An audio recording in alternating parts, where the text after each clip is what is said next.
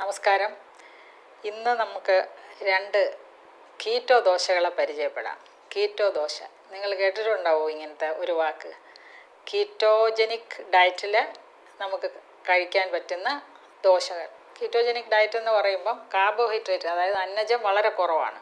At the same time നമുക്ക് പ്രോട്ടീനും നല്ല ഫാറ്റും എല്ലാ ന്യൂട്രിയൻസും അതിനകത്ത് വേണം താനും. അങ്ങനെയുള്ള ഒരു ദോശയല്ല, രണ്ട് ദോശ ഇന്ന് നിങ്ങൾക്ക് വേണ്ടി ഞാൻ തയ്യാറാക്കുന്നുണ്ട്. എക്സലൻറ്റ് ടേസ്റ്റാണ്. ടേസ്റ്റ് എന്ന് പറഞ്ഞാൽ എന്താ പറയുക, വേറൊരു ലെവലാണ്. ഞാൻ ചുമ്മാ പറയുന്നതല്ല കേട്ടോ. നിങ്ങൾ മറ്റേ ദോശ കഴിക്കുന്നവർക്ക് ഇത് കഴിക്കുമ്പോൾ മനസ്സിലാവും അതിൻ്റെ വ്യത്യാസം.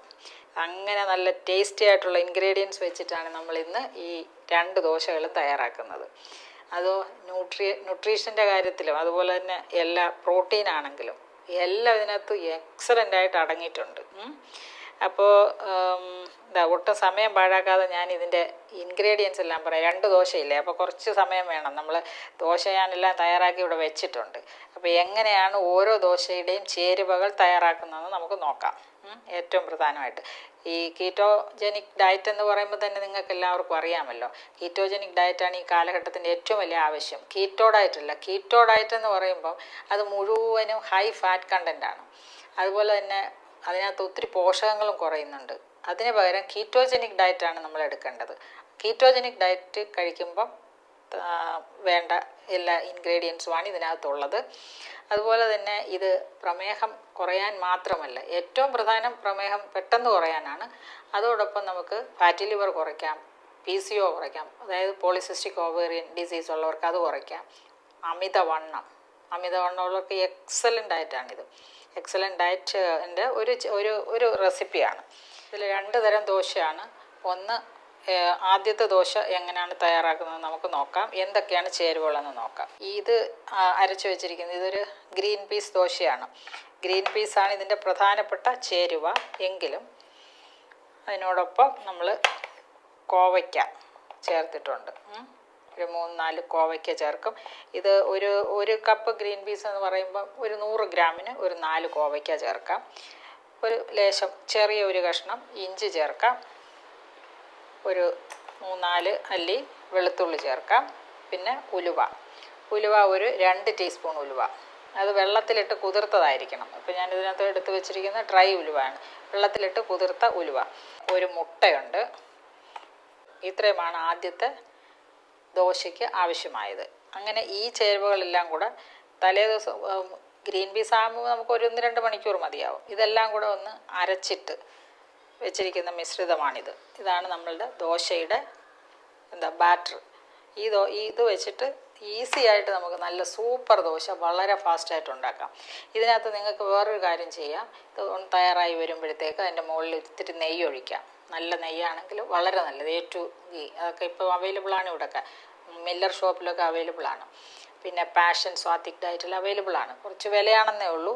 അതാണ് ഗ്രാസ് ഫെഡ് കൗവിൻ്റെ നെയ്യ്. അപ്പോൾ അത് അല്ലെങ്കിൽ വെർജിൻ കോക്കനട്ട് ഓയിൽ ചേർത്താലും മതി. അപ്പോൾ ഇങ്ങനെ അവസാനം ഒന്ന് ഒഴിച്ചിട്ട് ദോശ തയ്യാറാൻ ഭയങ്കര ടേസ്റ്റാണ്. അപ്പോൾ അതിൻ്റെ കൂടെ ഒരു തക്കാളി ചട്നിയൊക്കെ ആണെങ്കിൽ എക്സലൻ്റ് ആയിരിക്കും. അപ്പോൾ അതാണ് ആദ്യത്തെ ദോശ. രണ്ടാമത്തെ ദോശയുടെ ചേരുവയിൽ ചെറിയ വ്യത്യാസമുണ്ട്. അതിനകത്തേക്ക് നമുക്ക് ഈ കടലപ്പരിപ്പും കൂടെ ചേർക്കുന്നുണ്ട്. കടലപ്പരിപ്പ് ഒരു 75 ഗ്രാം ഗ്രീൻ പീസും 25 ഗ്രാം കടലപ്പരിപ്പും തലേ ദിവസം ഒന്ന് കുതിർത്ത് വയ്ക്കുക. കുതിർത്ത് വെച്ചിട്ട് അതിനോടൊപ്പം ഈ ഉലുവ 10 ഗ്രാം കുതിർത്ത് വയ്ക്കുക. അത് എടുക്കുന്നു.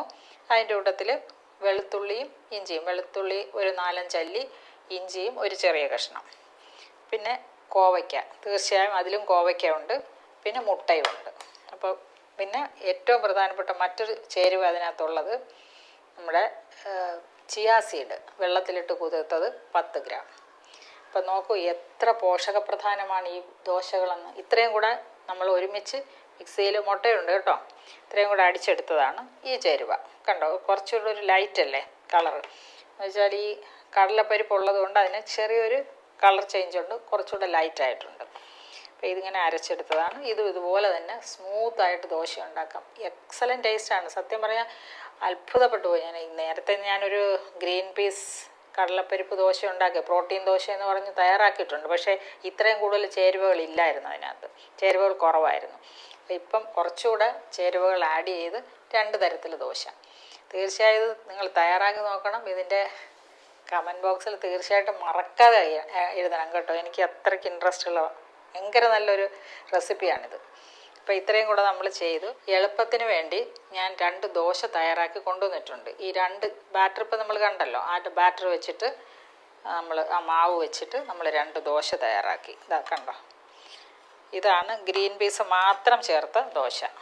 നല്ല കളറല്ലേ ഗ്രീൻ പീസിൻ്റെ കളറ്. അതിനകത്ത് കോവയ്ക്കുണ്ട്, അതിനകത്ത് ഉലുവയുണ്ട്, വെളുത്തുള്ളിയുണ്ട്, ഇഞ്ചിയുണ്ട്, മുട്ടയുണ്ട്, എല്ലാം കൂടെ ആ ഒരു ദോശമാവ്. ഇതാ ഇത് കണ്ടോ, ഇതിനകത്ത് ലേശം കടലമാവും കൂടെ ഉണ്ട്. അതിൻ്റെ കൂട്ടത്തിൽ ചിയാ സീഡ് വെള്ളത്തിലിട്ട് കുതിർത്ത്, അതാണ് വ്യത്യാസം. ഇങ്ങനെ രണ്ട് ദോശകളാണിത് രണ്ടും. അപ്പോൾ നമുക്ക് തീർച്ചയായും ഒന്ന് ട്രൈ ചെയ്ത് നോക്കാം അല്ലേ, എങ്ങനെയുണ്ടെന്ന് ടേസ്റ്റ്. ഞാനത് തയ്യാറാക്കിയപ്പോഴേ കഴിച്ച് നോക്കിയത്, നല്ല രുചിയാണ്.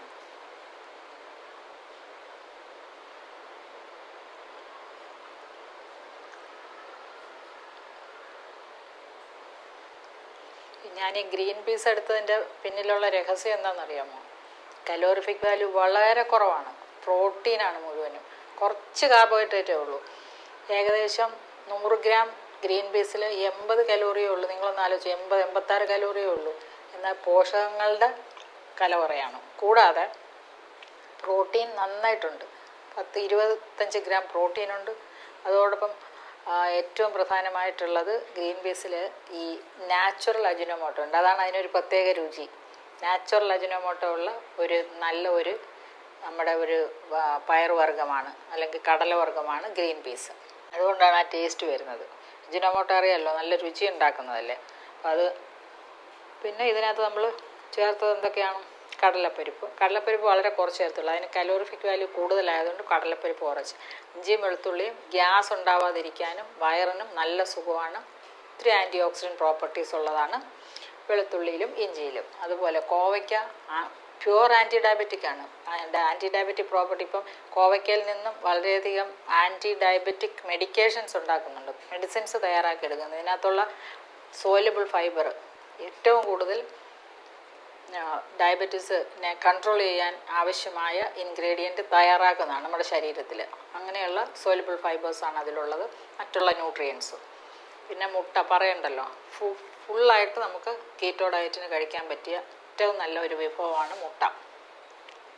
ഇങ്ങനെയെല്ലാം നല്ല ചേരുവകളുടെ സങ്കലനമാണ് ഈ ദോശ. അതുപോലെ തന്നെയാണ് അടുത്ത ദോശ. ഇത് ഗ്രീൻ പീസ് ദോശ.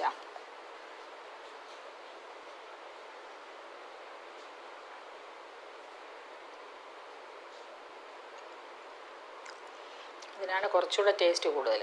കാരണം ഇതിനകത്ത് കുറച്ച് ചിയാ സീഡൊക്കെ നമ്മൾ ചേർത്തല്ലോ. അപ്പോൾ ചിയാ സീഡിന് അത്രയ്ക്ക് അങ്ങോട്ട് ടേസ്റ്റ് വരില്ല. ഇതിന് ചിയാ സീഡില്ല. അതുകൊണ്ട് ഗ്രീൻ പീസിൻ്റെ മാത്രമായിട്ടുള്ള ദോശയാണ് കുറച്ചുകൂടെ ടേസ്റ്റി ആയിട്ടുള്ളത്.